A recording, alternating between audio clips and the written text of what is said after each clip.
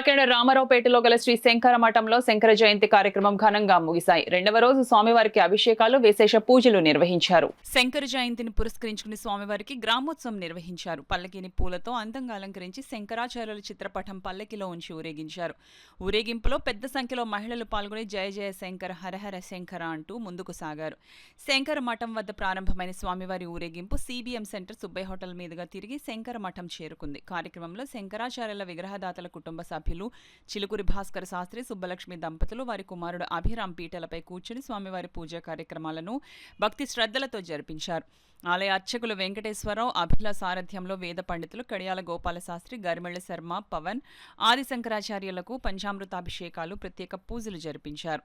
అనంతరం వరంగల్ శోభారాణి బృందం సారథ్యంలో గాయత్రీదేవి, సౌందర్య లహరి, శివానంద లహరి గానం చేశారు. ఈ కార్యక్రమంలో లక్కోజు లావణ్య, కమల, కళ్యాణి, నీలిమ, జానకి, విజయ, శ్రీదేవి, రాధ, శివ, కస్తూరి, లక్ష్మి, కుమారి, పెద్ద సంఖ్యలో మహిళలు, భక్తులు పాల్గొన్నారు.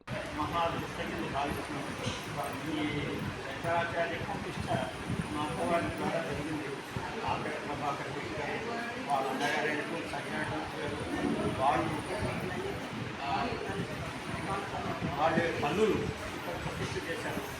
మేము ఈనాడు మాకు ఈ ఆస్కారం వచ్చి మేము ఈ పూజ చేసుకునే ఆస్కారం కలిగించినందుకు చాలా ఆనందిస్తున్నాము. మా ముఖ్యంగా పూర్వజన్మ కొంచెంగా భావిస్తున్నాము.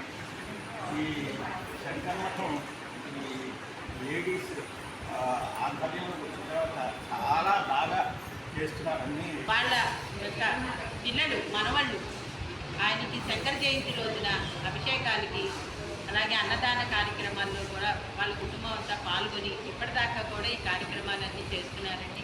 అలాగే భక్తులు మా కమిటీ సహకారంతో ఈ కార్యక్రమాలు యథావిధిగా ఎప్పుడు ప్రతి సంవత్సరం ఇంకా ఈ శంకర మఠంలో వివిధ కళ్యాణాలు స్వామివారిని మన ఈ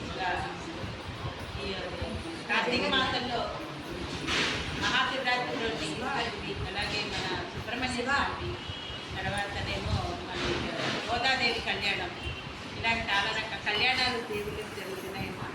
ఆ రకంగానే భక్తుల సహకారంతో కూడా ఈ కార్యక్రమాలు